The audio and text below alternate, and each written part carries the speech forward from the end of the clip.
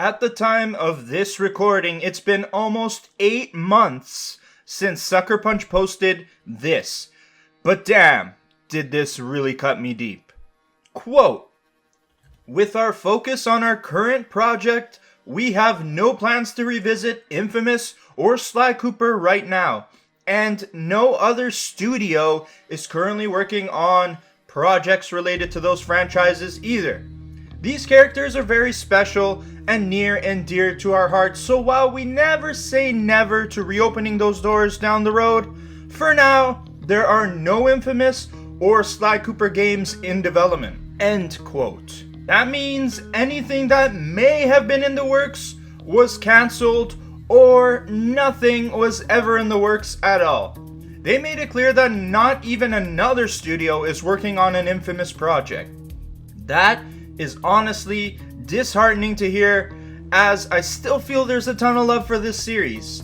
I see it, the response to all my inFAMOUS trophy guides tell me this series still has life, but oftentimes fan support is just not enough to keep a series alive, and I understand that current circumstances may make things go away. One could argue that we already have a superhero open world game in the PlayStation family already, so having another could be redundant. It's a sad reality, but it's one that fans of the series have to live with.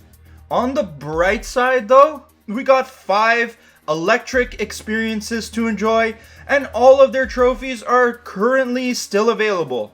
That's 4 available platinums to collect. I'm a big fan of platinuming full series, so if our Conduit family members are truly not coming back, then we will celebrate and cherish the games that we do have.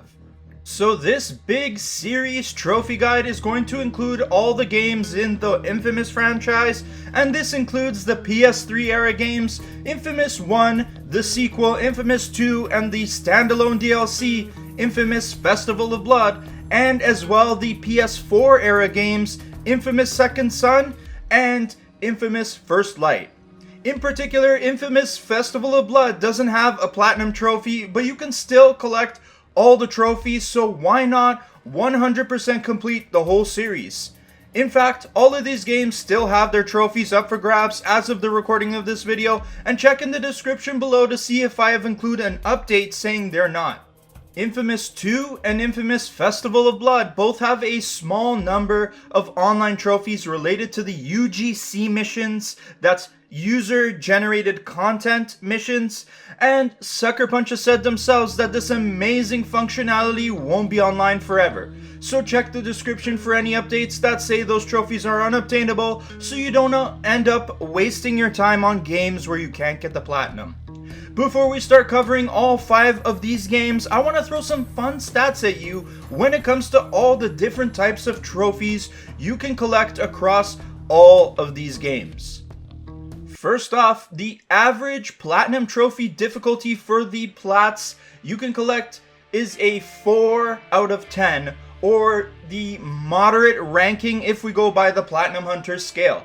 The most difficult platinum to collect here is inFAMOUS 1, and the easiest plat is inFAMOUS Second Son. The difficulty of these games is mostly based off of these next 2 stats. Second is that you'll have to do 3 hard mode playthroughs in inFAMOUS 1, 2, and Second Son, respectively. Again, inFAMOUS First Light is exempt, but now you have to deal with the arena, so think of it as a little bit of a trade-off. And then there's no difficulty to worry about in inFAMOUS Festival of Blood. Next stat is that there are a grand total of 859 Ray Sphere Blast Shards to collect in this series. They are all found in the games inFAMOUS 1, 2, and Second Son. inFAMOUS First Light is exempt from this because it has its own collectible type with the 72 neon lumens instead. As well, inFAMOUS Festival of Blood has 100 canopic jars, so that is also separate. It's pretty easy to collect all of these blast shards except for the first game, which doesn't have a in-game way of locating them, and that's one of the reasons why inFAMOUS 1 is a harder game to platinum. This next one's pretty interesting. There are 59 karmic trophies that are either good karma or bad karma related. This stat includes story decisions, finishing the game with a certain amount of karma, unlocking good or evil exclusive powers, karma exclusive side quests, and anything else karma related like that. If you want to know the breakdown of good karma trophies to evil, it's 29 for the good side and 30 for the evil side. The final stat I will throw at you is that you have to complete a minimum of 45 user-generated content missions for trophies, but of course you could check out more of these if you want to, because a lot of them are really good. And remember to make sure you check that the UGC mission functionality is still up, because without it, no trophies, and no plat for inFAMOUS 2. Okay, let's get on with the platinum runs, and I hope that you enjoyed those stats and of course enjoy the video. This is Platinum Hunters, the show where we take a look at everything it takes to get the platinum trophy and whether it's worth the effort to achieve it. Don't forget to subscribe for more content just like this or the individual videos that I usually do on the channel, because you might just find your next platinum trophy.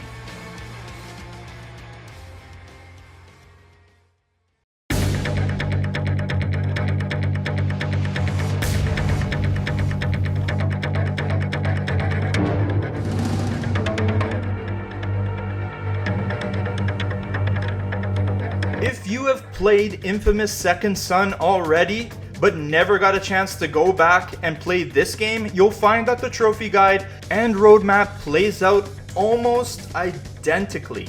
You'll first play your first run of the game, either full good karma or full bad karma. Then you'll have to do a second playthrough with the opposite karma maxed out, and make sure you play it on hard mode. There are side activities to do, some miscellaneous trophies to grab, and then there are some collectible trophies to grab, in which one particular collectible will be the bane of your existence. Whereas Second Son was not too difficult even on its hardest difficulty, this first game begs to differ. It's pretty tough, but also pretty typical of the early PS3 trophy era, where the average platinum difficulty was much higher than it is now. Plus, remember all the times I sounded like a broken record saying that Sucker Punch always has in-game trackers for their collectibles? Well, this ain't one of them. I don't want to spoil too much of the fun here in the beginning, so we'll just cover a few more important details and then get on with it. Firstly, there is a way to collect all the trophies for this game in one playthrough, but it requires some well-placed saves and doing things in a certain way.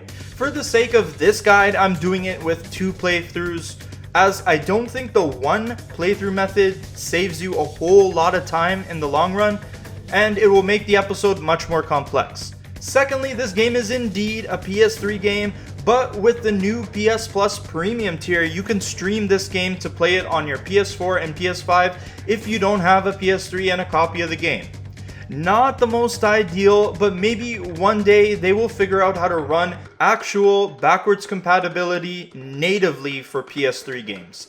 Finally, if you need any more assistance with this game, I have more helpful guides in the description below to assist you. The best place to start breaking this absolute beast of a trophy run is by taking a look at all the unmissable story trophies in which the game does something interesting.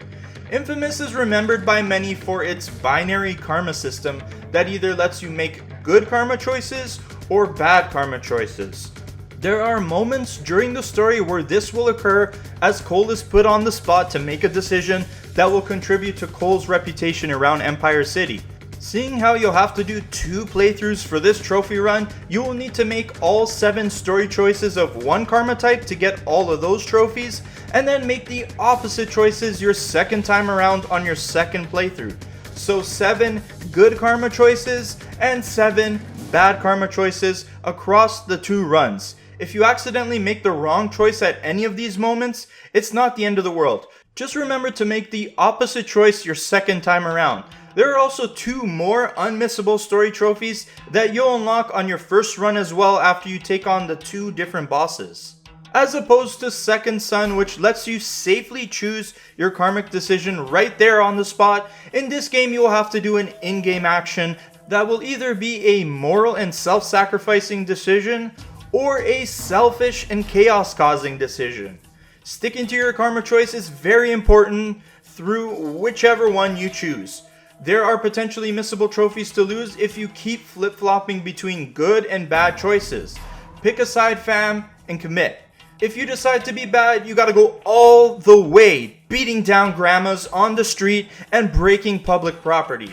By the end of the credits of the game, you either have to grab the good finish trophy for finishing the game with full good karma at the hero rank, which is the max rank, or the evil finish trophy for finishing with full bad karma at the infamous rank. Both of these trophies are missable if you didn't max out the correct karma by the end of the story.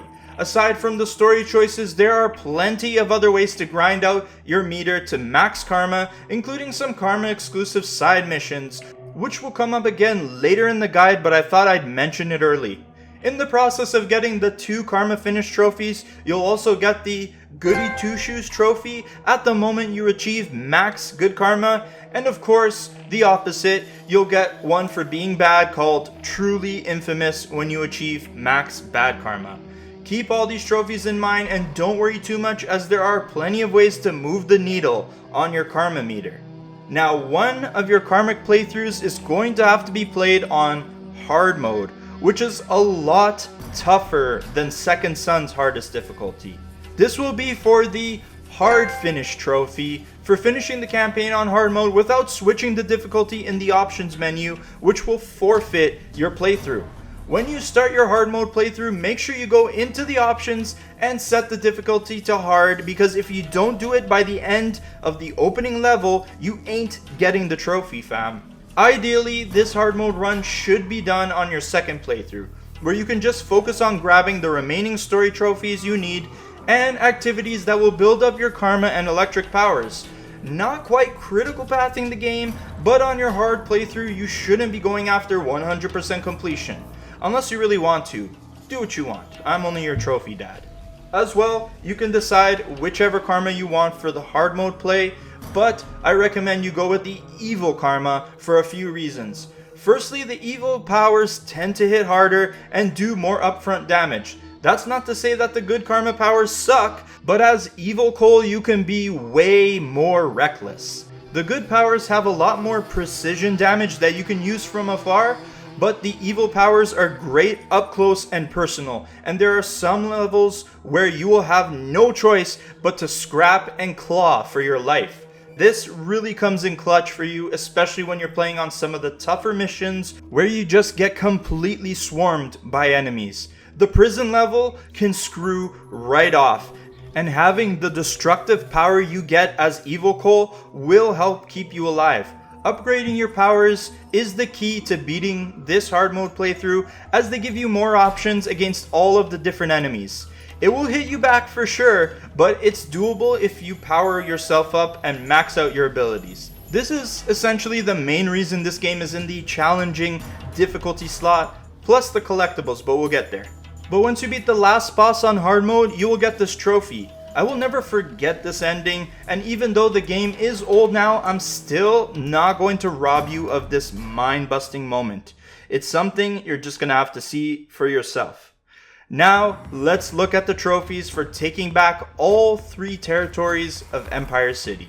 The thing that I absolutely love about the first game, and something they don't really play up too much in the sequels, maybe Infamous 2 a little bit, but it's that each territory is ruled by a different faction. The Neon District is ruled by the Reapers, the Warren is ruled by the Dustman, and the Historic District is ruled by the First Sons. It's awesome to see these gangs that have their own identities with their own heavies and special conduits. Plus, there are missions where these factions will square off in turf wars that Cole will have to insert himself into. Suffice to say, these enemy types are awesome, but you'll need to run them out of town for these 3 trophies on screen right now. Taking back a territory is tied to completing all the side missions found in the district. These are indicated with the yellow marks on the map and will pop up after you first turn on the power in that section of the city or by completing main missions. Every time you complete a side mission, a portion of the city will become enemy free and you will take back a percentage of the district map. The side missions usually don't take too long to complete, and there's a good variety of them, like saving hostages, defusing surveillance tech, clapping some of the faction goons, and much more. This is an early open world territory, so the districts are not massive, and my complaints about doing repetitive tasks are way less numerous. Now, 15 of these side missions will pop up with either blue or red markers. These are karma exclusive side missions, and depending on which karma you are focusing on in that playthrough, you're going to want to complete that particular karma mission. So if you're playing as good guy Cole, do the blue missions and the red ones will slowly disappear. That's okay though, because it will still track towards the territory process, so keep doing all these side missions until you completely clear out the map of goons and get 100% for each of these 3 trophies.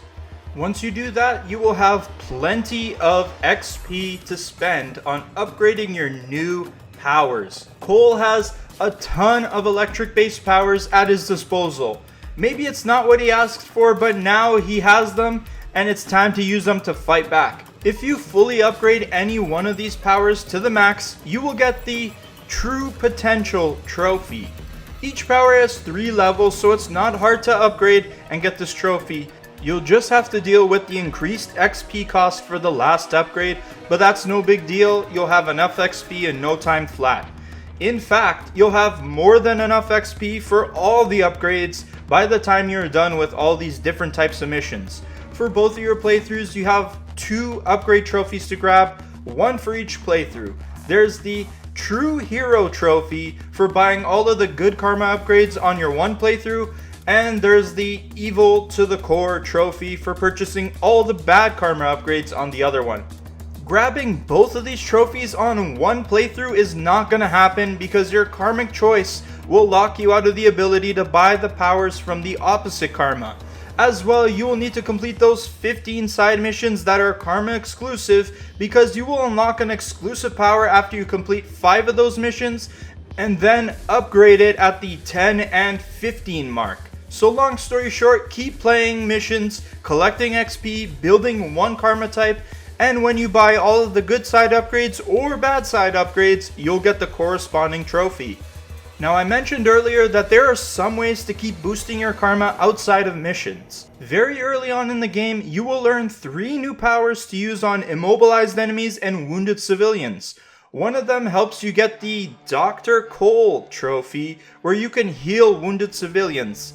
Clear. Zzz. This man-powered defibrillator will pick these people right back up, and you get good karma every time you use it. For the trophy, you have to do this 250 times. Yeah, I know, that's a lot, but this city is full of injured people, so just keep using it as you play, picking up people and getting more karma towards this trophy. Of course, there is one for the bad guy side, and it's called BioLeech. For the Hunger trophy, you need to BioLeech 100 of the bad guys. This is completely the opposite of healing, as Cole will drain the energy of its target, which will give you a nice boost of your electrical powers. Very useful when you're about to die playing on hard mode. You will have to down the enemy first, then lock on and BioLeech them. Once you do this 100 times, the trophy will be yours. Let's keep up with the theme of trophies collected using Cole's powers, because we have a bunch of them to get. Eeny, meeny, miny. Let's start with this one because it's a fun one. The "Oh, you've done this before" trophy will be granted to you if you land one of your sticky electric grenades on an enemy and blow them up. Oh, and do this 50 times. Your electric grenades are able to stick to enemies, making this feel like you're playing Halo and getting some sweet nade kills. The sticky bomb prompt will appear on screen if you did it correctly, and you'll have to do it 50 times in order for the trophy to pop up. The next one is the Frequent Flyer trophy for traveling a total of 5 kilometers using static thrusters, which is Cole's way of gliding around the city. Before you unlock this, you'd have no way of reaching faraway rooftops that don't have a connecting power cable, but after you unlock this power, traversing the city is much easier. Across your time spent running around and doing everything the game throws at you, you will get this trophy pretty easily, if not get pretty close to that 5-kilometer mark. This next trophy was one of my faves in Second Son, and it's still so much fun here. The trophy is called Drop Everything, and you'll have to use your Thunder Drop ability from over 500 meters up and come crashing down. You'll need a very high up place to do this, and closer to the end of the second act, you'll end up climbing up to an iconic place in the series called Alden's Tower. It's so iconic that it was used as a stage in PlayStation All-Stars Battle Royale. Damn, now I wish I could make a guide for that game. However, the servers are gone, so I can't.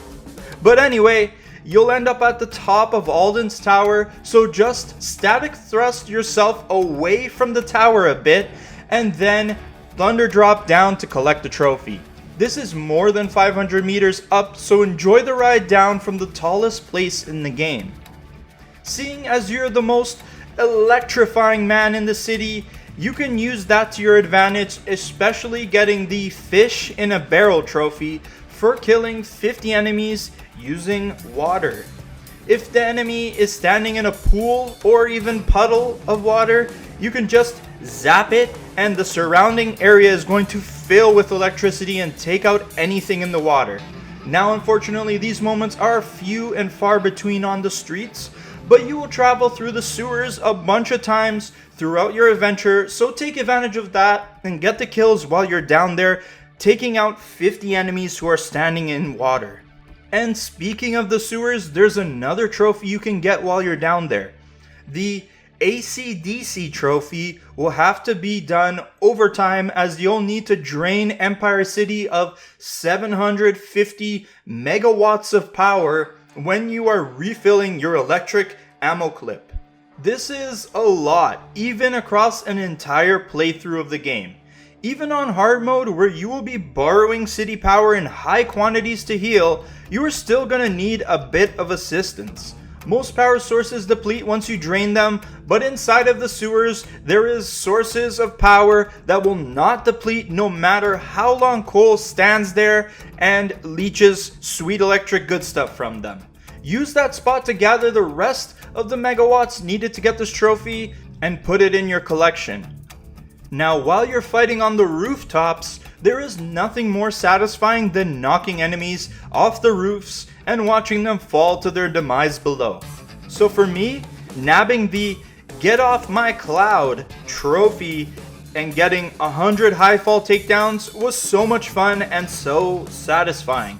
You will know you've added it to your total when you push the goon off the high up place and the high fall notification pops up. You can easily blast enemies off the roof using your shockwave power, and they will be sent soaring through the sky, and it will add to your total of the 100 for the trophy.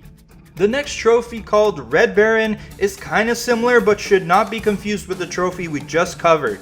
In this trophy, you need to collect 100 kills on enemies before they hit the ground, so you'll need to send them airborne and then finish them off while they're still in the air. So these two trophies require two different things, and you can't get them at the same time. One trophy requires the enemy to be alive when they go splat, and the other not alive, then go splat.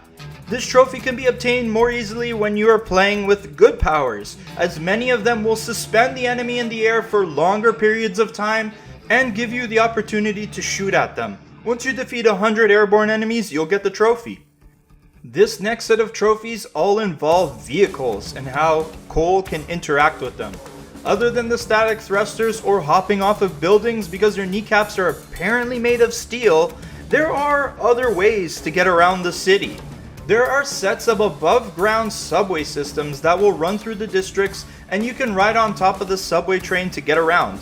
There is a trophy up here for grabs called Electric Hobo, and you have to ride on top of the train for 2 kilometers. Just get up on top of the train and enjoy the ride. You can drop the controller and just let the train do all the work. Or instead, you can work on getting the Casey Jones trophy by taking out 25 enemies from on top of the train. This will be a bit more tricky as your aim isn't going to be the best while riding on the moving vehicle, but you do have lots of powers with splash damage that can get the job done. One of the early missions is going to help you get a jump on the count, as you literally have to be on the train roof in order to get the train moving, so this mission is a great time to work on this trophy as well.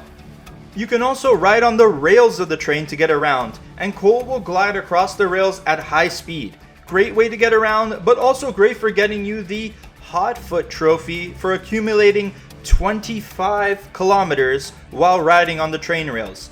Very similar to the Electric Hobo trophy, except much more grindier. Pun very intended. 25 kilometers is a lot of rail to cover naturally. So you are most likely going to have to jump on a rail and go round and round for a ton of laps in order to get this trophy. Just make sure you watch out for the oncoming subway train that's coming at you. Okay, the last trophy before we get into our final section of the guide is the trophy Roadkill, which works exactly like the Casey Jones trophy, except now you have to do it on a moving vehicle instead.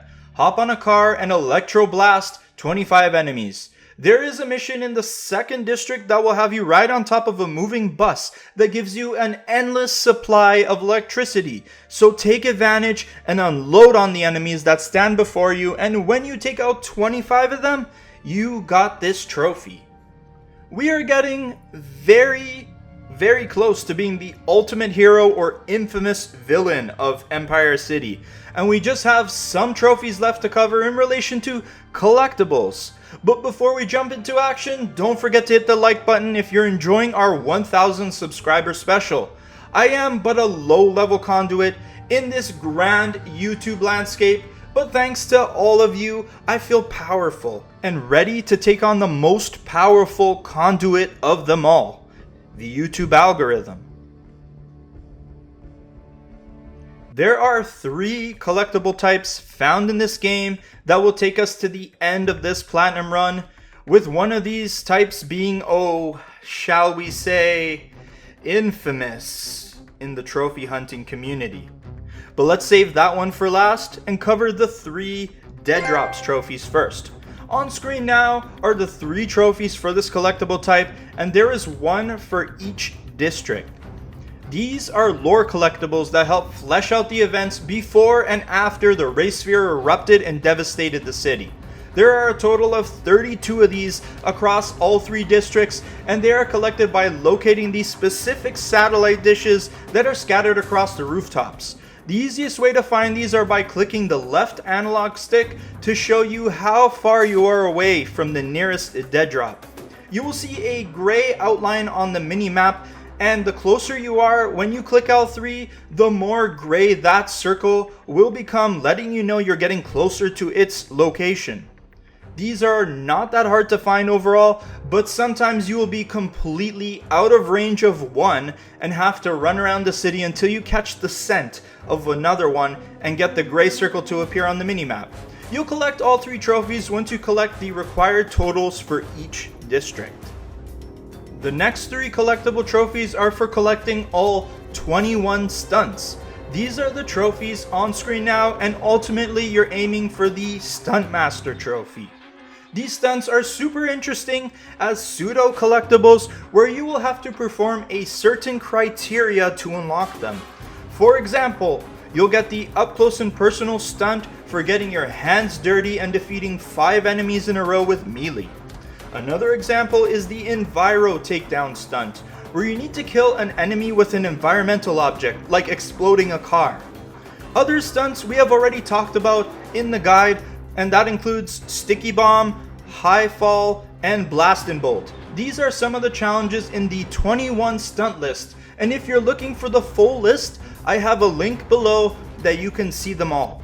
Unfortunately, there is no in-game list to look up the ones that you have, and I don't want to bombard the video screen with a huge wall of text, so definitely check out the links so you can look at the list and how to get them.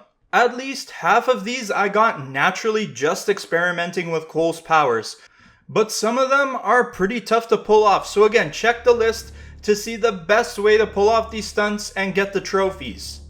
Finally, we have arrived at our last set of collectible trophies, and now prepare for a brutal experience.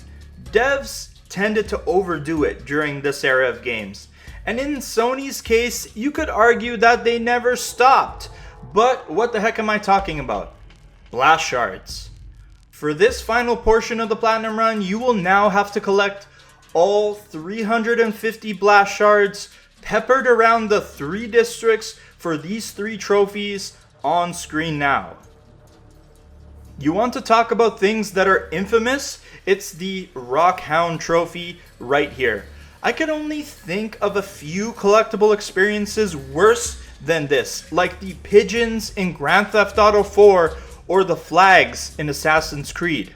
I always toot my horn and say that Sucker Punch has great in-game trackers in their games, but that started with Infamous 2, not 1. With these blast shards, the way you find these things is by clicking down on the minimap pulse button, and you have to look for the blue dots that appear. This will show you the nearby shards that are usually found on the side of buildings, so sticking to the tops of buildings is a great strategy. You'll also find them on rooftops or ground level every now and then, but most of them you'll have to climb up to get. Using the L3 pulse method is a fine way to look for these things, but when you get down to your last handful of shards, you are definitely going to run into some issues. Running around the city with 348 or 349 shards, pushing the L3 button inside of your DualShock 3 and waiting for a blue dot to appear is not a great time. Some of these shards are on the fringes of the map in some perilous places, and some are in areas you visit in the story. None of them are missable, but you may not think to look there, or those particular shards might not hit your radar. It's very easy to be stuck at 349 shards and spend hours and hours looking for the last one. It also doesn't help that some shards won't appear on your minimap at all if you try looking for them at ground level. So here's what I want you to do. I want you to go into the description of the video and go find the shard map.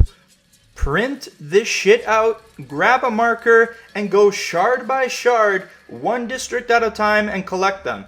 This isn't guaranteed to prevent you from getting stuck at 349, but it will certainly increase your chances of getting the Rockhound trophy. For as much as I love this game and going for the plat, there is no denying that this part of the Platinum Run sucks donkey balls. But after you suffer through the blast shard collecting, you will be fully powered up and done with the Platinum Run. These powers were unwillingly thrusted on my man Cole and truly are a blessing and a curse. And with this Platinum Run, you got to see both sides of what you can do with them. So if you have fully upgraded your conduit powers, painstakingly collected all the blast shards, became both the virtuous hero and unrelenting ruler of the city, and collected all the trophies, congratulations! You will be awarded the infamous Platinum Trophy for Infamous. I'm giving the Plat name a pass, cause this was the early days of PlayStation trophies, but I'm watching you. You better do better with these Plat names. Overall, I know that 350 blast shards is going to annoy you and piss you off, but I still think the game's Platinum Run is a good one. If you're looking to go back to the PS3 era and pick up some first-party plats, this one should be on your list. The PS3 era doesn't have that many left with all the server shutdowns, so this one is definitely a good one to add to your collection. Yeah, sure, hard mode is going to give you a thwacking at certain parts of the game, but persevere because it's worth it. Plus, it's not the hardest first-party game that PS3 offered. That was a ruthless era of trophy hunting, and Infamous was one of the easier ones. I'm telling you, the time you will spend across your 2 playthroughs will be very well worth it. Trust Trophy Papa on this one. use all the info I've shared with you in this episode and all the helpful stuff I've dropped in the description below, and you'll be fine.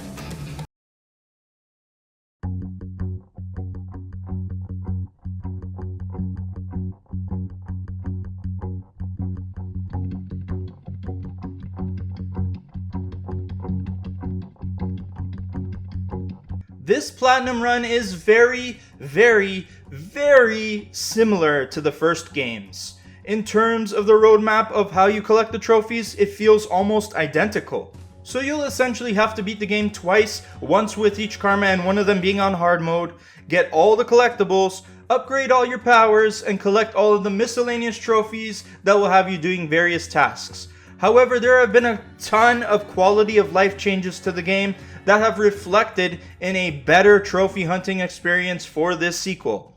It will be easier to complete difficulty-wise, the miscellaneous trophies take less time, and the collectibles are much more manageable. The only major difference between the two platinum runs is that you'll have to play UGC missions, which require you to be online to play them. Sucker Punch has said the online servers will not be up forever, so that makes this platinum trophy unobtainable one day. Time is of the essence, and I'll explain more about what these UGC missions are later in the guide. And of course, if you need more assistance past what I'm sharing in this video, I have more helpful sources in the description below to assist you. Enough talk, let's start doing some hero stuff. Or villain if that's your fancy. There are 9 unmissable story trophies that you can collect between the 2 different karmic playthroughs of the game that you'll have to do. Like the first game, one playthrough needs to be done with good karma so you can get the Fight the Good Fight trophy, getting the good ending, and then one play will be for the Forge Your Own Path trophy, getting the bad ending. This is where the sequel differs from the first game in that it has 2 completely separate, different endings. Don't get me wrong, I love the ending in the first game, and it's always going to be etched into my memories with how surprising it was. If you know, you know. But Sucker Punch went hard here and completely upped the ante with these 2 completely different endings. I love them both. I can't choose one over the other. I just think they're very, very good. Now, one of these 2 playthroughs is going to have to be done on hard mode for the Pain Builds Character trophy. Whether it's good karma or bad karma, it's up to you, but I think the abilities of the bad karma side are a bit more destructive, but you can get it done with either. On the difficulty scale, hard mode in this game sits between the first game and Second Son. Second Son likes to throw you around in the beginning when you don't have upgrades, but the first inFAMOUS just likes to throw you around, period. There will certainly be some big battles where the enemies will push back, but once you have some of the level 3 upgrades, it gets really easy. Plus, you can really throw your weight around by launching some ionic storms to clear out the riffraff. So don't fret this one too badly, especially compared to the first game. You'll be fine. If you have cleared the first game on hard mode, you can definitely do this one. While you complete each playthrough, make sure you max out your karma, whether it's good karma for the incorruptible trophy or whether it's bad karma for the arch villain trophy. Both are very easy to max out, especially with all the karmic side missions we will talk about in a bit. And as well, if you have a inFAMOUS 1 save, you can actually use that save to give you a boost in your karma and start off in the first tier. That's amazing. You don't see save transfer very much often. This isn't Mass Effect levels of save transfer, but this is still really cool. If you are good Cole, you will have lots of local crimes to bust that will help you increase your karma quickly. Plus, you will be contributing to the Hero of the People trophy, where you'll have to stop 80 crimes in total. So keep an eye out for the blue icons on the hub map and sprinkle them into your play. There are also evil karma versions of these where you're actually committing the crime instead of stopping it. This will help you when you eventually play as Evil Cole to boost your evil karma. But honestly, nothing gets the red karma juices flowing like just going on a good old-fashioned rampage. There's the trophy cold-blooded, which you get for taking out 100 civilians. So yes, you have permission to rampage. This no doubt will give you a nice boost in evil karma and get you another trophy in the process. Building your karma gives you access to new powers and upgrades for Cole, and that's the spice of life that we look for in Infamous games. Sucker Punch brought back all the old powers and sprinkled in some new ones that really pack a punch. There will be 2 trophies you'll need to unlock in the process of collecting all these wonderful abilities. The first one is called Matching Set, which is awarded to you when you unlock and purchase a power of each type of Cole's powers. So you will need to purchase the first level of each power using XP you accumulate playing the game. The trick this time is that you will have to perform a set number of specified stunts to even have the ability to unlock these powers. Yeah, those weird collectibles from the first game. They have been integrated here into unlocking the powers themselves. So that's going to be a hurdle when it comes to collecting the "with great power comes greater power" trophy, when you now have to upgrade all powers found in the skill tree. Most upgrades in the tree will require you to do certain stunts to unlock them, so you will need to perform them a certain amount of times. It's annoying, but not as annoying as collecting all the stunts in the first game. Now when you are getting this trophy, note that you will only need to collect all the neutral upgrades and the karmic upgrades of one type. You don't need to collect the opposite karmic upgrades to get the trophy. So if you're running with a hero Cole, you need to get the good karma powers and the neutral ones. However, some powers are not unlocked through stunts and require completing other activities like the side missions, which is conveniently the next set of trophies we're going to talk about. But make sure you grab all the powers in one of your 2 playthroughs to collect this trophy. The side mission system from the first game returns, except this time there are only 2 districts that you need to reclaim. There are 2 trophies you will get after you reclaim 100% of the territory on each island. Those trophies are on screen right now. As you progress the story, the new side missions will pop up, and after you complete one, a small chunk of the map will become enemy free and will increase your overall percentage on the island.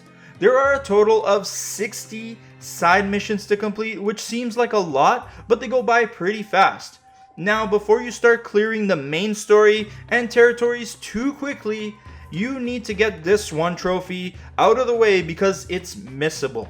It's called Knockout in the Blackout, and you'll need to go out to the parts of the city that have no power and lay the electric smackdown on 50 enemies. The reason this trophy is missable is because if you progress the story too far, you will bring power back to the whole city of New Marais and not able to take out enemies while in the dark. So just go out and get it out of the way in the beginning. A good thing to keep in mind while you're in these powered down areas is that your only sources of electricity will be from cars, and you need electricity to heal. So don't be as reckless with the bum rushes as you normally would be. Included in that count are the karma exclusive side missions. These come in 2 varieties, good karma and bad karma, and completing one type locks the other one out from being playable. There are 10 of each, and you should stick to the karma missions corresponding with the karma that you're currently building up. Now inside of those karmic missions, you will also have the ice conduit missions and the assassination missions, and both are important for trophies. First, let's talk about the ice conduit missions on the good playthrough and the frozen assets trophy. There are 4 missions in total, and they are on screen now for your records. These 4 missions are all good karma side missions where you team up with Quo, so completing them is as simple as completing all the side missions. Same thing for the cleaner trophy and the assassination missions, except they are found in the evil karma missions. On screen now are the required missions to complete the trophy. These are team up missions with the ultimate anarchist Nyx. You'll get these as well along the way while you're cleaning up side quests and territories. Lastly, I'll mention the Dazed and Confused trophy, which is awarded simply for completing the side mission, the Gauntlet. Don't know why this mission is so important, but it's got its own trophy. Remember that you'll need to beat all the side missions so you can collect the rest of the powers for that trophy. Happy territory reclaiming. Oh, I almost forgot. There's also the Discerning Taste trophy, which you can get inside the side mission, The Masquerade. The trophy is for beating up an enemy in disguise as a street performer. I'm pretty sure you can get this trophy outside of the side mission, but the objective of The Masquerade is to beat up a group of street performers, so it just makes sense to get this trophy here. I know we're already pretty far into the guide, but I don't want to delay this part of the guide any further, and I want you to focus on this part of the Platinum Run early because it's important. The Sucker Punch devs have said these UGC missions won't last forever, so we have to focus on grabbing them as soon as we can. Make sure you check the description of this video to see if you can still get these trophies and the Platinum. I will say outright if the Platinum trophy has become unobtainable, or even if they found a way to preserve these missions for the Plat, even though the servers have gone down. And with that said, we start the UGC Curious trophy, which you get for completing 10 user-generated content missions. You will be introduced to these missions pretty early on in the game, and they are all made by other players using the level creation tools. It's not Dream's level of crazy, but pretty neat how robust you can actually get with these levels. Look for the green missions that will appear around the city in the same fashion as these side quests. There's also a trophy called UGC Veteran for completing 25 UGC missions, so you'll be diving into quite a few of these levels of varying quality. The game has a level filter so you can easily find the ones that people have rated higher, so you can avoid the crappy and broken ones that have no ending. Now 5 of these 25 levels you have to complete should be new levels, so you can get the Trailblazer trophy. What you want to do is go into the filter options and select newest, so you can find 5 new levels and complete them. This will help you get this trophy faster, and then you can do the other 20 of any kind for the other trophy. Then the last UGC related trophy left is called Level Up, and you will have to make your own level using the creator tools and then publish it. The level doesn't have to be robust, and you can even make it using a template. You can either spend hours on a crazy level or just spend a couple minutes making a simple one. Once you publish that level, the trophy is yours, and that's all the UGC missions. See, it doesn't sound so bad, but you will have to spend a little bit of time just grinding out those 25 UGC missions. Get it done now so that way you don't regret it later. The next thing we will cover is collectibles, and everybody's favorite thing from the first game is back. Blast shards are back in this game, and there are 2 trophies to collect on screen now when you collect half of them and then all of them. Collecting them works identically to the first game, where you can press down on the R3 button and it will show you the blast shards that are in arm's reach of Cole. They appear on the map in the lower right hand corner as blue dots, and they're usually on building walls and roofs.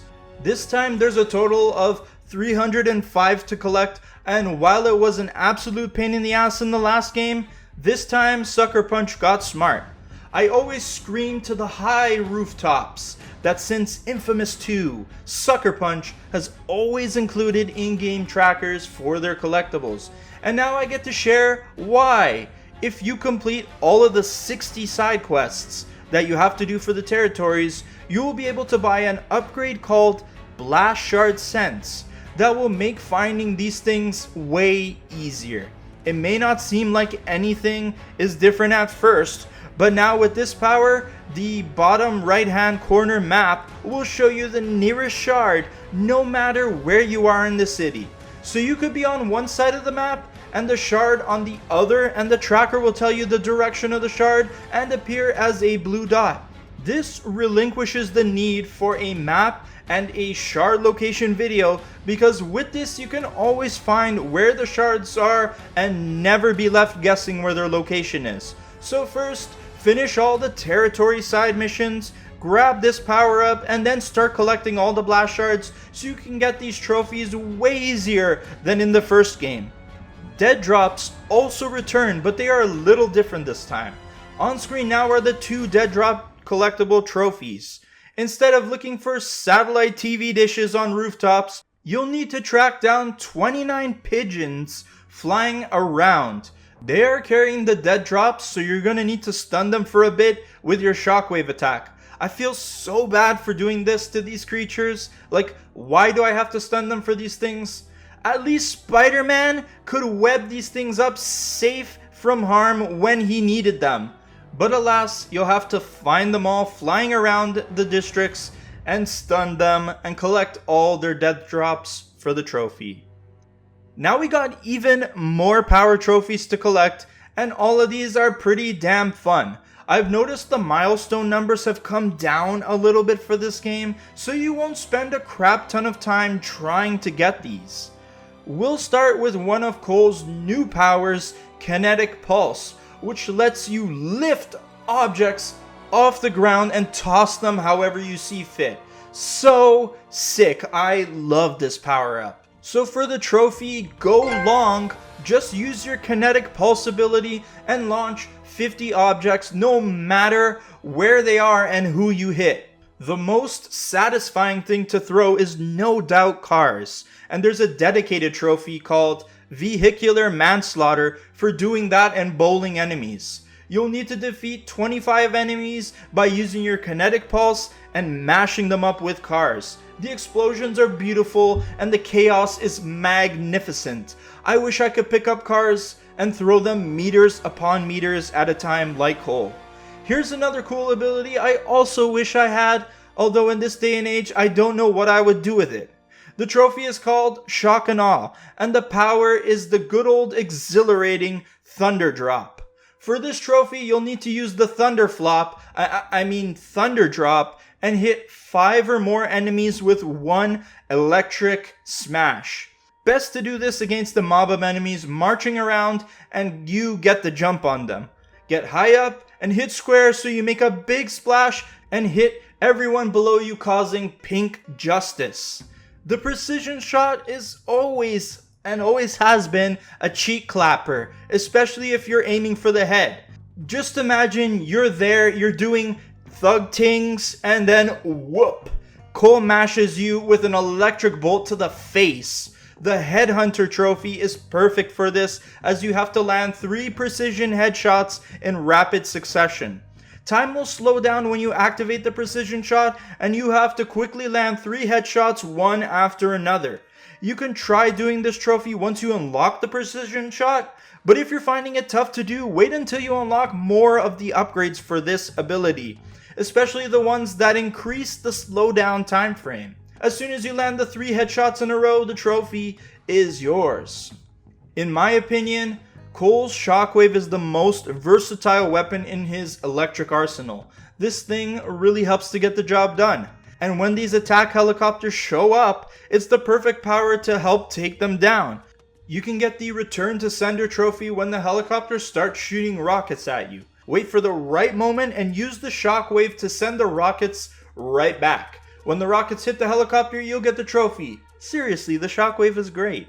But when you are all charged up with ionic powers, it's time to unleash hell on all your oppressors. Using these said powers, you can get the Heavy Hitter trophy for using any variation of your devastating ionic finisher 30 times. Once you unlock the powers, you'll just need to grab one of those purple orbs that enemies drop, and then you can use your ionic ability to send people flying. Just keep using it until the trophy pops. As well, you'll need to use the Ionic Storm, which is the electric one, for the Take Them for a Spin trophy, where you have to use it to destroy 6 cars in its path. It has to be 1 use of it and 6 cars. And if you like, you can use your Kinetic Pulse to place the 6 cars beside each other and then let them have it and watch the vehicular destruction for this trophy. That's all the powers trophies, but we still got a crap ton of miscellaneous trophies related to practically everything under the sun. This is going to be our final stretch of the guide, so if you've made it this far, definitely take a stretch those legs, and let me know with a like on the video. These likes will determine my karmic ending, either where I defeat the YouTube algorithm beast, or if it defeats me and mankind is doomed. Here we go with the miscellaneous shit. There's a trophy awarded to you called Army of Me when you defeat 300 enemies. This can be in any way you please, whether it's using your powers, fists, or even this next thing. You can get the Finish What You Started trophy when you perform 100 melee finishers. You will unlock this ability pretty quickly in the story, and when your melee bar is at half or full, you can hit the enemies with a devastating melee finisher to take them out. Carve out a nice chunk of those 300 enemies with these melee finishers, so you get this trophy and that trophy. Another way you're going to build up 300 kills is by breaking the structures enemies are standing on. The Extreme Makeover trophy is yours when you destroy 30 verandas with enemies on them. A few rockets and grenades will break up those structures and you can watch these clowns get buried in the rubble. You'll also get the Watch That First Step trophy the first time you destroy any object an enemy is standing on. It doesn't have to be a veranda, but this will count if you break one. Last enemy related trophy is called I'm As Shocked As You Are, and you have to kill an enemy using water. Water?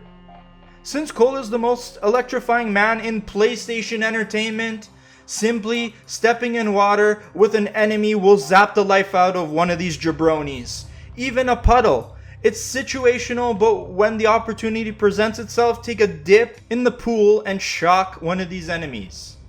Last part of the trophy run that you need to worry about is more miscellaneous trophies, but they are location related. We're going to be hopping around different places in the lovely, vibrant New Marais, getting some trophies related to climbing. Like this very easy trophy called Don't Fence Me In. You can do it anywhere and all you have to do is climb over a fence. Yep, that's it. You don't need superpowers to do this. I can do this, I think. But we are getting a trophy for doing it once. Okay, sure. The next trophy you will definitely need superpowers because I've never seen anyone electrically vault up a pole before. Nope, can't recall. Express Elevator is the trophy you will get when you vault up vertical electric poles on the side of buildings 50 times. It's a much better way to get up to the rooftops and high places, and you'll be using them a lot. For the next trophy, you'll need to get even higher than the rooftops, much higher. In fact, we will need to get to the highest places in the city so you can get the Mountaineer trophy. It's awarded to you when you get to the top of the 3 tallest places in New Marais. On screen now, these are the 3 tallest buildings in the whole city. The cathedral and the clock tower are very easy to find considering how tall they are. Just look up or get on a rooftop and look around. They are both towering buildings on the main island, and you have to make it to the very top of these buildings. For the ice tower, it is located in the secondary of the map and you won't gain access to it until later in the story. It is in fact the tallest building in the game and it's very identifiable. I mean, it's covered in ice and we're in the deep south. You will go there a few times for main or side missions. Once you make it to the top of all 3 of these buildings, the trophy will pop.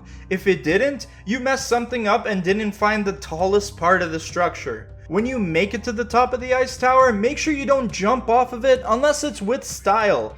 The trophy Thunder Flop can be yours if you use your Thunder Drop power off of the tallest building all the way to the bottom. I'm pretty sure you already had this idea from the start, but I'm just letting you know so you don't have to climb back up later again. As well, don't forget to get the Nothing Can Bring Me Down trophy off of one of these tall ass buildings because you're gonna need to travel a total of 130 meters while you are off the ground. To do this, you will need to upgrade your static thrusters, then just glide in any direction you like, and with the height and the upgraded static thrusters that are keeping you floating longer, you will certainly get this trophy. For our very last trophy of the guide, let's go back to the place we first arrived when we first stepped in New Marais. The Back to the Bayou trophy is for returning to the swamp blockade you broke up in the tutorial. It's located here on this part of the map, and because of the shenanigans that went down the first time, you weren't able to return to it until you get the upgraded static thrusters. When you purchase the upgrade, you will now have enough lift to carry you to that area, and the trophy will pop when you first touch base in that area. And with that last trophy covered, we have now covered every trophy for Infamous 2 and every trophy for the Infamous series. I hope there's someone watching this video in the future and says, "What do you mean the last trophy in the series? What about the new game?" I would love for that to be the future of this series. But if it is truly the last time we cover this series on the channel, it has been an absolute blast. So if you have harnessed your new conduit powers, collected all the blast shards, again, stopped the beast, become both the hero and villain of New Marais, and collected all the trophies, congratulations! You will be awarded the Infamous 2 Platinum Trophy. Platinum Trophy for Infamous 2. Okay, now I'm going to give them a bit of heck. They had 2 years to come up with a better Platinum Trophy name, and they didn't. Come on. Overall, this Platinum run is almost identical to the first game, but much more streamlined and less clunky. Out of all the games in the series, this is the one I recommend you go for the Plat if you only have time to get one Infamous Platinum Trophy. You don't need a map to get all the collectibles, and the miscellaneous trophies don't have ridiculous requirements. The only thing that may annoy you is the UGC mission grind, but there are ways to get it done quickly. Infamous Second Son is an even more refined experience trophy-wise, but I find the overall story in this game much better than Second Son's. It's too bad this game is stuck on the aging PS3 hardware and streaming on PS Premium, which is not a great time as of recording this video. PS Extra is great, just not Premium. But I highly recommend this experience if you can find a way to access it. It's still an excellent game, and I go back and forth on whether this or the first one is my favorite.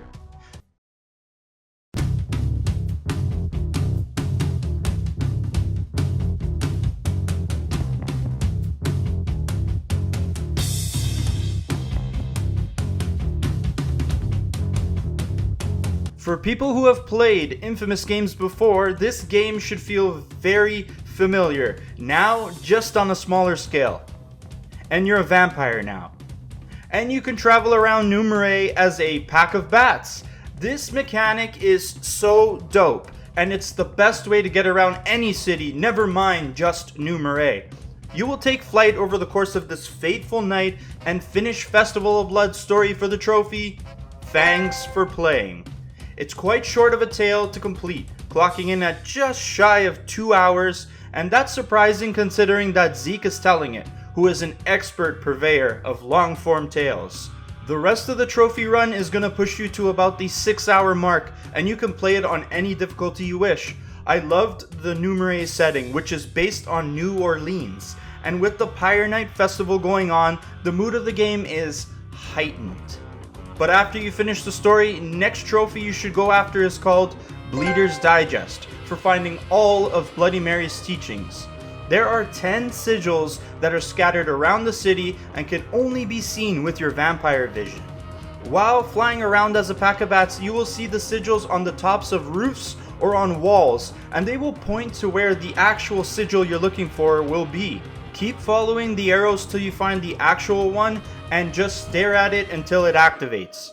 You will be introduced to the first one during the story run, and then you'll have to find 9 more of them in the city. The reason I want you to find them first is that you will unlock a enhanced version of your vampire vision after you find 5 of Mary's teachings. With the enhanced vision, you will then be able to see where nearby sigils are on your minimap, and they will be indicated with a blue dot. This makes finding them much quicker and relinquishes the need for a guide to find the rest of the collectibles in this game. I'm pretty sure I've said this in my other Infamous videos, but since Infamous 2, Sucker Punch has included in-game trackers for all of its games. That's super awesome and welcome here as well. Now that you have the enhanced vision, you will also see yellow dots appear on your minimap, and those indicate that a canopic jar is nearby. You will need to collect all 100 of these to get the Blood Junkie trophy. These jars are important for maxing out your blood meter and the amount of time you can spend flying around as a pack of bats, as every time you collect a certain amount of jars, your blood meter will increase by a little bit. You will also get a trophy when you collect half of these jars, and it's called Blood Bank. With the enhanced vision, finding all of these is easy, as you can see exactly where they are on your minimap, and it'll just take some time to get them all for these 2 trophies. And once you have upgraded your blood meter to the max, the conditions are perfect to get the Flight Night trophy. All you have to do is get airborne with your vampire bats and travel a total of 250 meters in one flight. Before, it was impossible, as your meter would run out too quickly. But now with a maxed out blood meter, this trophy will come super naturally. This is why I'm telling you to do the trophies in this order. I got a plan, man. I'm like the count up in here. 1 trophy, 2 trophy, If you want to keep your blood meter stocked up, you're going to have to bite some of these partying civilians. Cole doesn't want to do that, but this is his new nature now, and man's gotta eat. You will get the Bite Club trophy when you feast on the blood of 100 civilians. You'll get a good head start on this trophy just by playing through the story mode, but after that go out on a biting spree to grind out the rest of it. If you bite one of the folks that is in a street parade, you will get the Dinner Theater trophy. You can usually find them in the main square, and they are grouped together with sparklers and fireworks. Just chomp on one of them and you'll get this trophy. Now look up in the sky and you will see a demon head balloon floating above. Are you thinking what I'm thinking? Time to mess with it and collect the Hindenburg Complex trophy. You just need to find one and get relatively close to it, and then use any of your attacks to blow it up. Once the fire is in the sky, the trophy will pop. From the night skies, we are going deep down into the underground to the catacombs you've been through during the story. All you have to do for the Underground Tour trophy is travel from one side of the tunnel to the other when there is no mission activated. This trophy is best collected after you have finished the story and just head towards the entrance beside the church to enter the catacombs. Grind the minecart rails from one end to the other and this trophy will quickly be yours. On this frightful night, you will be attacked by an army of vampires trying to prevent you from foiling Bloody Mary. When you knock them out and they are lying on the ground, make sure you finish them off by staking them. You'll get the Raise the Stakes trophy when you pummel and pin 100 of these bloodsuckers. They come fast and furious, and sometimes you can find them in packs, so getting this trophy can be really easy. As you're fighting these grunt vamps, keep an eye out for the vampire packs, because you need to clear out 20 of them, and that will give you the trophy Give Them the Fanger. On your minimap, you will see the red icons with fangs, and that will be your destination. This will continually spawn on the map, so don't worry about missing any of them. Just remember that when you're fighting them, you need the headline telling you that you cleared them out to pop up on screen. So don't forget to stake all the vampires while you're fighting them. Then you have to find and stake 20 of the firstborn vampires hiding out among the denizens of New Marais for the Steakhouse trophy. When you use your vampire vision, you will see the red blood and veins pulsing through the people around you. However, some of these people won't have red blood, and that's how you can tell who is in disguise. Walk up to those people and stake them down from behind to unveil their vile vampire form. Do this 20 times and you'll get this trophy. We have 2 more trophies to cover, but do me a favor, shadow sneak behind that like button and stake it if you've made it this far into Pyre Night.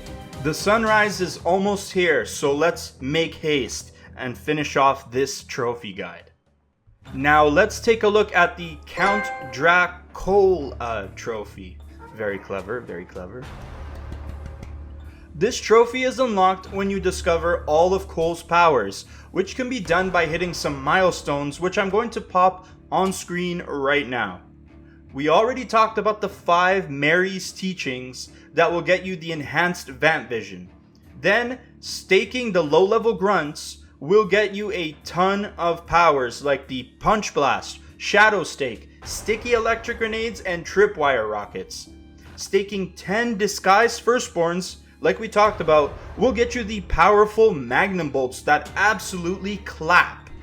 Then, the last 2 powers come from completing enough of the UGC missions. These mission types are super cool, and I forgot that Infamous Games had this. You will get the Sticky Rockets when you complete 5 UGC missions, and the Cluster Grenades when you complete 10 of them. The trophy will unlock when you have your Vampiric Possession on all 8 of these unlockable conduit powers. But what is UGC missions? Well, UGC stands for User Generated Content. Infamous 2 and Infamous Festival of Blood both have level editors where players can create their own levels using the assets found in the games. They are still functional as of the recording of this video, and this online trophy is still obtainable. The last trophy you need for the trophy run is called Play, Create, Scare, and it requires you to play and complete 20 UGC missions. First off, I love the name of this trophy, which is a perfect nod to the Little Big Planet games. Second, you will play 2 UGC missions that Sucker Punch created themselves inside of the story mode, so you will only have 18 left to do after that. And third, the trophy is not as bad and grindy as it sounds. The missions themselves range in quality and length. While you will find a ton of quick and easy levels that are over in 30 seconds, some missions will be pretty robust and actual great stories. There are a few missions that didn't have a proper win state, and I had to quit out of them, but there weren't too many of them. If you want to get the trophy done quickly and easily, head over to the search feature in the UGC menu and type out Play, Create, Scare, and you will find a ton of quick levels to get the trophy done.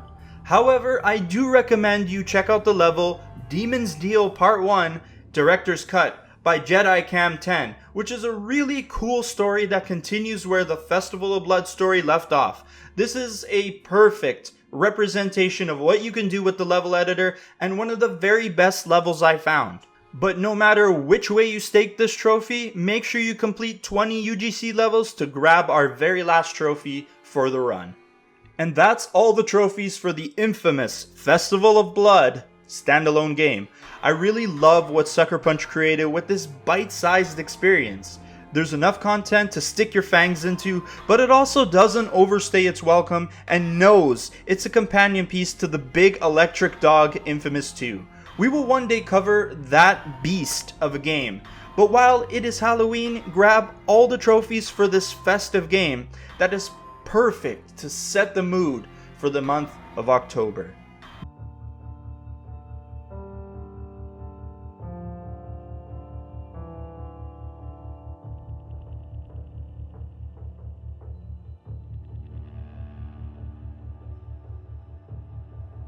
This is Platinum Hunters, the show where we take a look at the game's Platinum Trophy run and find out whether it's worth it to achieve it. Before we hop in, don't forget that we are aiming to Platinum all 20 games in the PlayStation Plus collection. And I've started a playlist that you can check out to see how many we've done so far. The link will be in the description and at the very end of the video. Plus, subscribe for more PlayStation trophy guides like Little Big Planet games, Spider-Man, Ratchet & Clank, and much more. But let's get on with the video. Infamous Second Son is an open world game, but by today's standards, it's considered small scale thanks to games like the newer Assassin's Creed titles, Red Dead Redemption 2, Cyberpunk 2077, and even Sucker Punch's very own Ghost of Tsushima. It won't take you that long to beat the game's story even twice, completely flush out the DUP from all the districts, and collect all the extra miscellaneous trophies. I've argued with myself on where to place this on the difficulty scale, because any game with difficulty modes usually means the Platinum run is a bit more challenging, but the game itself is so short, and you can do your expert mode playthrough pretty quickly. The majority of people say it's a 3 out of 10, and I tend to agree with that. So I'm giving it a ranking of casual. But let's hop into the guide and you can judge for yourself. There's no way around it. You will have to do 2 separate playthroughs of Second Son thanks to the 2 karma endings. And one of these playthroughs will have to be on expert difficulty to grab the trophy Unstoppable. At times, the enemies can be pretty tough, especially when you are trying to clear them out of a command unit or during the district showdowns. But overall, it's not too difficult to be on expert mode. If you take things slow and upgrade your powers, you will be fine. I would recommend saving your expert playthrough for the second playthrough when you just need to critical path the game for the story trophies. Just make sure you start the game actually on expert mode or immediately change the difficulty right when you first get control of Delsin. At certain points in the story, you will have to face moments where you have to make one of 2 decisions. One will be a good karma action and the other a bad karma action. It is best not to mix them up through your platinum run, so choose all good options or all bad options and get all the story related trophies associated with the karma that you need. If you end up mixing them up, fear not. Just make the opposite choice of what you picked the first time to get the remaining trophies. It will set you back on your karma path, but at least you won't have to do a third playthrough. You will get the trophy Reconciliation if you finish the story with overall good karma, and Rebellion if you finish with overall bad karma. Sticking to one karma type is also important for getting the 2 karma level related trophies. Get enough good karma to bump you up to level 5 and unlock the trophy True Hero, and then do the same on the opposite playthrough with the evil karma to get the trophy inFAMOUS. There are many ways you can boost your karma aside from the story options and get a bunch of trophies to boot. Let's start with the good guy ones. You will see a bunch of blue icons on your map, and these are a bunch of opportunities to boost your good karma. If you heal 10 pedestrians laying on the floor injured, you will get the trophy Walk It Off. You will also find a bunch of civilians detained in cells, and you will get the trophy Everybody Out if you free 10 people from their cells. As well, you can intervene and bust 10 local drug dealers for the trophy Just Say No. And the last good karma trophy you can get is Someone Your Own Size by saving 10 of these poor conduits from these mobs of people. It kind of feels like Delsin is doing all the work. Where the heck are the police? Come on, man. This city is in shambles. Conversely, the red icons on the map are opportunities to do no good and increase your bad karma. Instead of healing down civilians, finish them off 10 times and you will get the Kicking and Screaming trophy. What else kind of trouble can we get into? Well, we can defeat 10 of these Akruan gang members to get the What Did You Call Me trophy. Nice. Okay, what's next? We can also disrupt 10 of these groups of activists for the Freedom of Speech trophy. Damn, I'm feeling pretty evil right now. What else you got? Well, beat up 10 sign twirlers to get spin-off. I don't know, man. That's more mean than evil, but okay. Lastly, take out 10 street musicians and get Everybody's a Critic. That is evil. Ooh, what did these modern day buskers do to you, Delsin? Who hurt you? Once you are done with the story and karma trophies, you will need to rid Seattle of the dupe enforcement dupe on 1-year playthroughs and complete all the districts. There is quite a bit to do in every district, and you will bring the control percentage down with every activity done. If you like a challenge, you can do it on your expert run, but otherwise, just complete it on the playthrough with a lower difficulty. Completing your first district will get you the trophy One Down. Completing half of the city's districts will unlock Home Field Advantage. Then when you have completely driven the dupe out of that never gets old. The DUP out of Seattle, you will get Clean Sweep once you complete the last district. Many of the activities in the districts are tied to trophies as well, and most of them will show up on your map. Like for example, the icon for the DUP secret agents will appear in each district, and you will get the trophy Blown Cover for completing each one of these specific types of side missions. The informant audio logs are another type of side mission that will appear on the map, and you will get the Inside Track trophy for completing those. Again, same thing with the hidden camera missions, which will get you Big Brother for clearing each one out. All of these activities will pop up on the map as you work through the districts.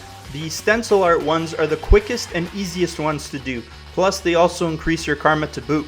And thanks to motion controls in the DualShock 4, doing the stencil arts is actually really entertaining. Color inside the lines will be awarded to you when you spray paint all of them.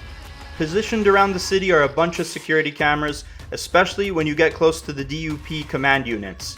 Destroying half of them will get you the trophy, Nothing to See Here, and completely shutting down their surveillance will unlock Blinded. All of these cameras will appear on the map with a yellow silhouette once you take out all the jammers that keep them hidden. PLAT shards from the previous games return as the main collectible in Second Son. The trophy Bweep Bweep Bweep will be awarded for collecting half of them, and then the trophy Shard Core when you collect all of them. Since Infamous 2, Sucker Punch has always made collectibles in their games really easy to obtain without a guide, and this one is no different. All the shards will appear on the map, and trust me, you won't need a guide to collect any of them. You will get a bunch of shards each time you take down a command unit, as well as find them scattered in high up places around the city. Some of them are in annoying drones that fly around the city and you have to shoot them down. Come here, you little Just keep in mind that the last drone won't appear until you complete the story and can be found beside Augustine's tower. Now, every time you bring a district's control percentage lower than 30%, you will unlock a side mission called a District Showdown. Delsin invites a wave of DUP enemies to come get some, and you need to take down all the incoming forces. Your first successful mission will get you the trophy Prank Call, and clearing half of them will get you Hello Operator. And of course, there's one trophy for defeating them all, and that one's called Final Showdown, and that will complete everything you need to do for the districts. We are almost done this platinum run, and all that is left to unlock are some trophies by using Delsin's powers. I suggest waiting till you complete the game and get your last power set before attempting these trophies. Let's start with Total Carnage, which is awarded for destroying 5 cars in 5 seconds. This can easily be obtained by using one of your karmic streak finishers, especially the orbital drop. Go into an area with lots of traffic or cause the traffic jam yourself and use the orbital drop to rain down on these automobiles. You can also get the excessive force trophy for using your karmic streak, and all you have to do is use it on exactly one enemy. Wow, hate to be that guy.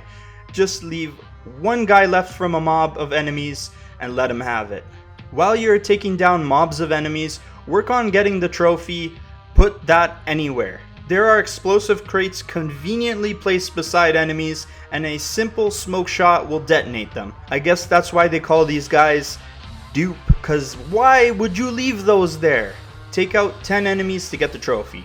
As you work on collecting more powers and upgrades, you will be able to use your neon powers to get the Make Fetch Proud trophy. Once you get the upgrade where you can slow down time and snipe the enemy's weak points, shoot 3 of these weak points highlighted with a red circle in a span of 6 seconds to get the trophy. Once you have 3 powers at your disposal, you can get the Hat Trick trophy for defeating a single enemy with 3 of your powers. In order to do this, you will need to have 2 different power sources close by and be holstering the 3rd power, and I recommend picking a beefier enemy to take down just in case you don't get the opportunity to use your 3rd power and you take down the enemy. There are 3 trophies that all involve the Comet Drop ability in some way, which always looks so cool doing it. The first one is called Cough Drop, and will also require you to use your Sulfur Bomb ability, which you get relatively close to the beginning of the game.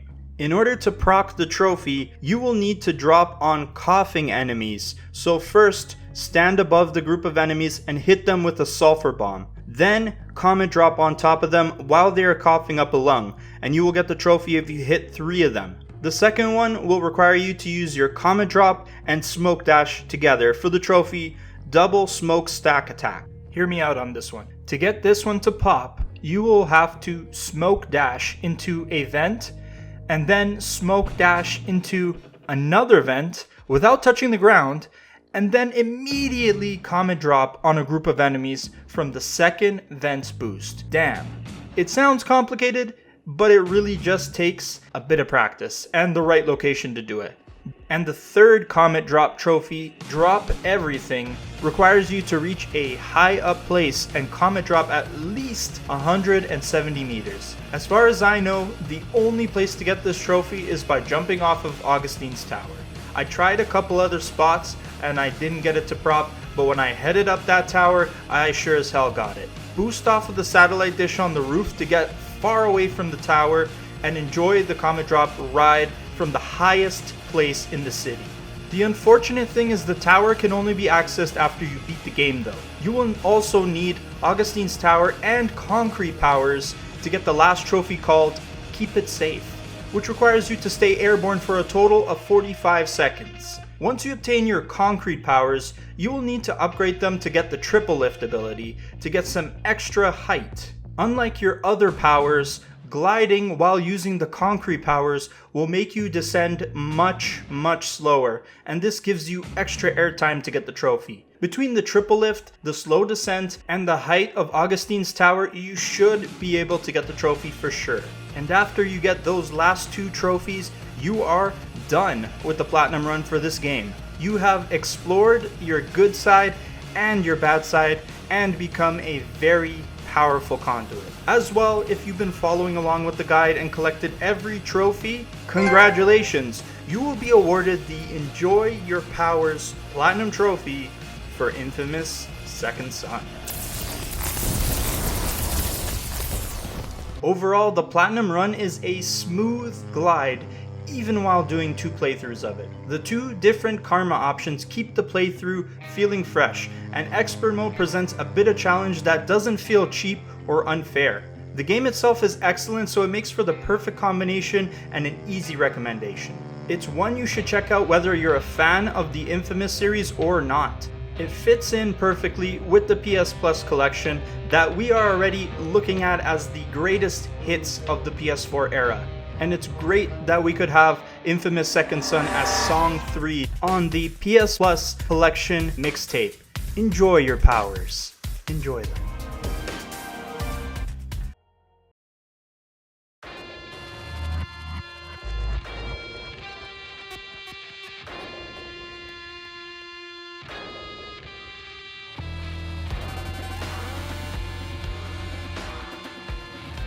This Platinum Trophy run is pretty different from Second Son. Firstly, the game doesn't feature any morality options, so obviously there's no trophies that you have to worry about for both choices. Which means secondly, you only have to do 1 playthrough of the game. Thirdly, you can play on any difficulty you like instead of being required to play on hard mode. And fourthly, while you still need to clear all the activities on the Seattle map, the bulk of the trophies in this Platinum Run will be acquired inside the battle arena. The Platinum Run is broken down into 3 parts and best played this way. First, beat the story mode. This will unlock all the map activities and get you your level 1 abilities. Second is to finish all the side missions found in Seattle and clear the maps. This will also help you get enough SP points to invest in your upgrades, which is super important for that next part. Finally, the rest of the Platinum Run will be inside the arena, finishing all 100% of the challenges and getting 500,000 points in each of the 5 different arena battles. Most of your time will be spent here grinding out all of the global challenge requirements, especially that 10 million accumulative point challenge. I'll definitely do my best to be pretty thorough when I cover these parts especially, but as always, I have guides and videos I personally used myself down in the description below. We are kicking off this Platinum Run by finishing the story campaign, collecting the 4 story mode trophies. At the very end of Fetch's story, you will unlock the She's Ready trophy. The campaign is pretty short and can be done in about 3 to 4 hours, not even speedrunning it. Beating the story mode will also unlock all the activities you need for the later trophies on the map of Seattle. Similar to how you were shooting smoke at drones for shards, stopping local crimes, and tagging some walls with graffiti, Fetch has a bunch of activities around Seattle to do of her own that will keep you plenty busy. The first activity you need to do is the Lumen Races, which doing all of them will get you the Lickety Pronto trophy. You will chase down a rogue ball of light using your flash-like speed dash to catch up to this thing. The purple rings that will appear will give you a boost and help nab all 17 of these bolting lumens. There are also 75 stationary lumens all around the districts, and you have to collect them all for the Illuminated trophy. Having the later abilities really helps with collecting these because you can acquire a dash jump or air dashes, which help you get up to those high up lumens. Next, you'll have to do some light tagging by doing all of the neon graffiti moments for the That's So Fetch trophy. These are all like in Second Son, where you use the motion controls to do them. There are only 7 of these, so they're not hard to complete at all. The final side mission type you will do in Seattle is shutting down all of the police drones. This is for the Blackout trophy, and this side activity will become available halfway through the story. It will remind you of shooting down drones in Second Son, except you can see where they are flying in a first-person view. Like the neon graffiti, there are only 7, and it's pretty easy to complete them all. That will finish the second part of the Platinum run, and now we can move on to the more crunchier part of the guide, the Battle Arena. This part of the run is where most of the difficulty comes from, as you will have to do a number of things to get the rest of the trophies. But before we get serious, make sure you use all the SP points you just collected from doing the side missions and spend it on upgrading Fetch's abilities. In the end, you will need all the upgrades bought to pop the Unleashed trophy, but getting the rest of the SP needed will come from the challenges. For this game mode, I highly recommend investing your points into the homing missiles because they are beastly and will keep your multiplier up. Keep upgrading your laser focus skill till you can enslave enemies to fight for you, and then also upgrade your melee because you're gonna need the upgraded melee finishers for the rescue arenas. Trust me, these skills will make this whole process much easier until you start clearing challenges for SP points and you can unlock the rest of the kit. There are 4 trophies to unlock dedicated to completing the 96 challenges. I'll pop them on screen right now, but essentially a new trophy will unlock every 24 challenges beaten. 3 of these challenges have to be done while free roaming Seattle. 33 of them will be unlocked by playing the arena mode exclusively, and then 60 of them, titled global challenges, can be worked on in either free roam or arena mode. Many of these are completed by beating enough of a certain enemy type, others are unlocked by using your abilities in a certain way, and many of them are score related, whether it's one go or cumulative, and lots of these other challenges are milestone related, whether they are kills or saving hostages.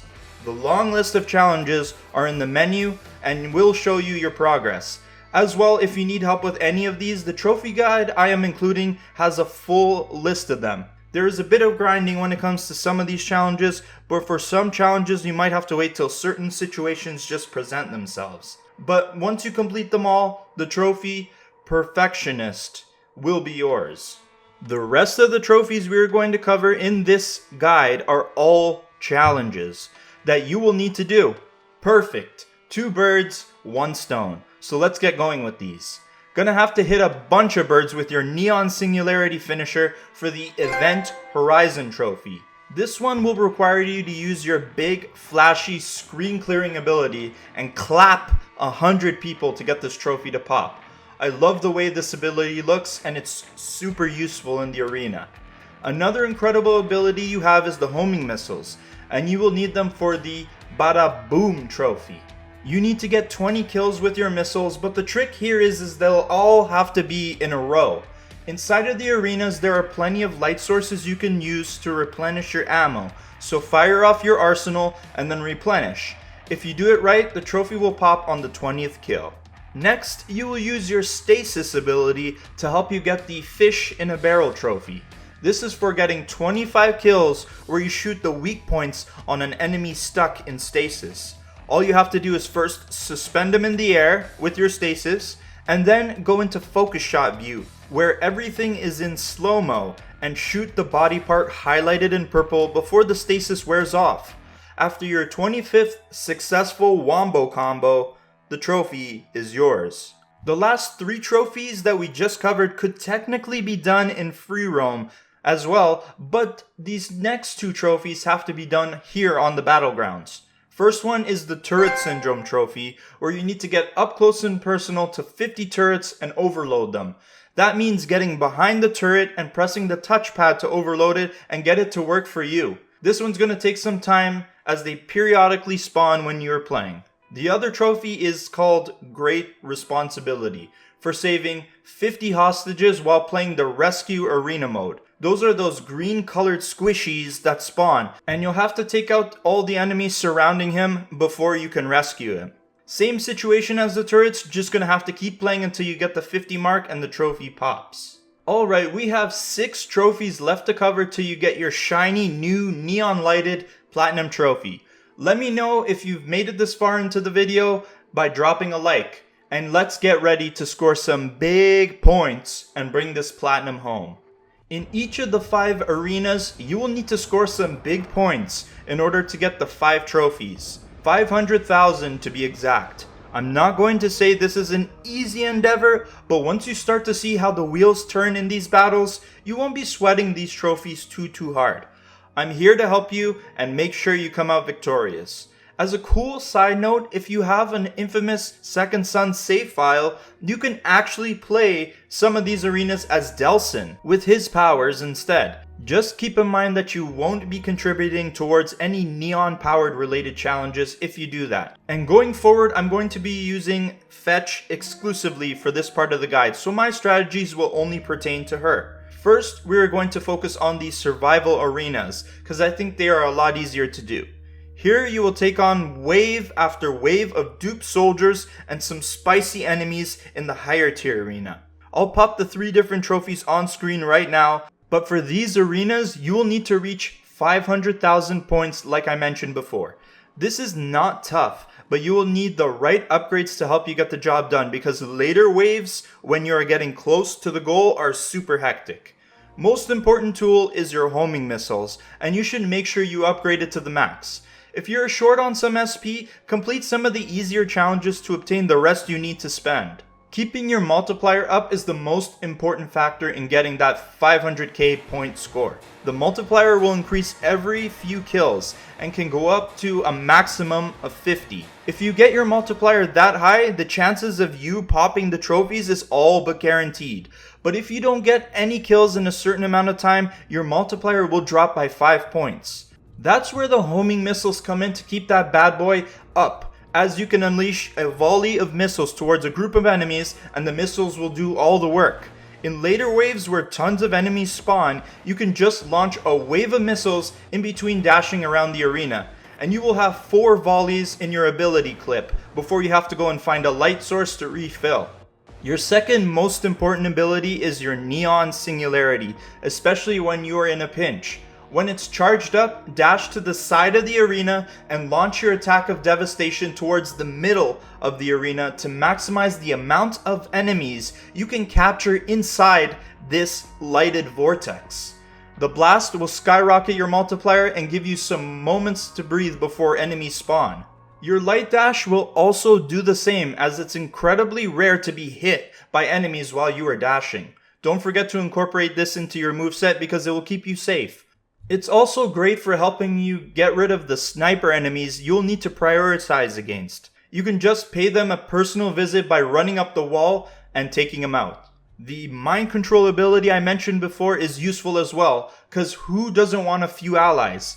Definitely worth investing in and using it to your advantage in the early stages of the fight to even up the odds. So your game plan ultimately boils down to dashing around, serving up your 4 rocket volleys from a distance, then booking it to the closest light source to recharge, and enslaving some enemies in your vicinity, all to charge up your Neon Singularity. This will keep your multiplier high and keep you safe. It ain't glamorous, but you know what is? Those 3 survival arena trophies you'll get if you stick to the game plan.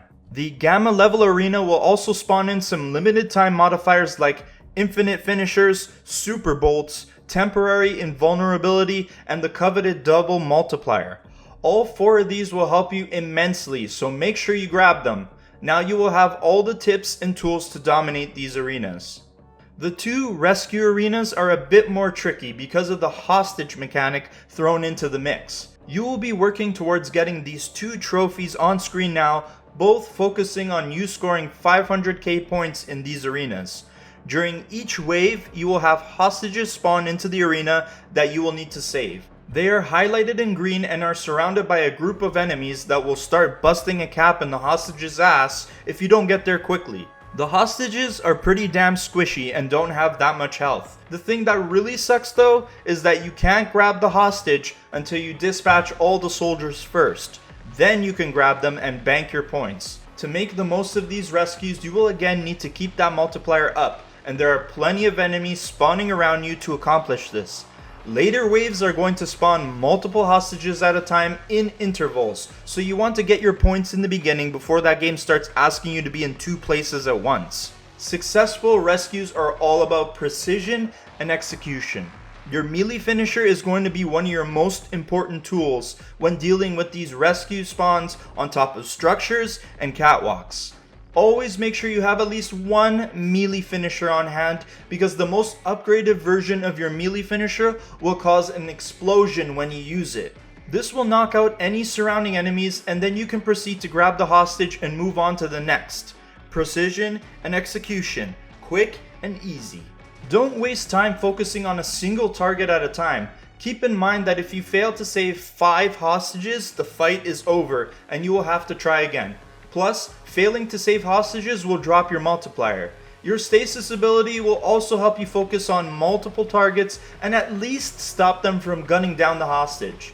Use it to get the soldiers aggro and keep the fire off of the hostage. In the downtime between spawning hostages, incorporate all the other tips I mentioned already in the survival challenges to keep the other enemies off your back and keep your multiplier up. You will eventually get to a point where it's incredibly overwhelming to save all of the hostages. And this is by design, so bank those points early to ensure you hit that 500,000 point threshold. Once you complete both arenas with more points than required, you will pop those trophies and complete those challenges. With those 500k score challenges out of the way, you can focus on the rest of the challenges and use the SP points to buy the rest of the upgrades you were missing for the Unleashed trophy. The last trophy we have to talk about in this guide is called Top of the Class, and you will get it once you hit an accumulative score of 10 million points. And this will just be a matter of grinding out the arenas until you hit that threshold. It's a lot of points for sure, but once you get the hang of these game modes, you can get anywhere from 500k to 1,000,000 points a run, or maybe even more. You have been watching my gameplay now as I talk about the arenas, and I have been able to get a score as high as 1.5 million, so with practice you can definitely do that too. Also, if you're finding all these arenas too challenging, you are not getting the scores you want, just drop the difficulty down to easy. This game isn't like Second Son where you have to play on hard mode, so don't make this harder than it needs to be. And once you've completed all of the challenges and purchased all of the upgrades, that is it for Fetch's journey, and we'll see her again in infamous Second Son when she teams up with us.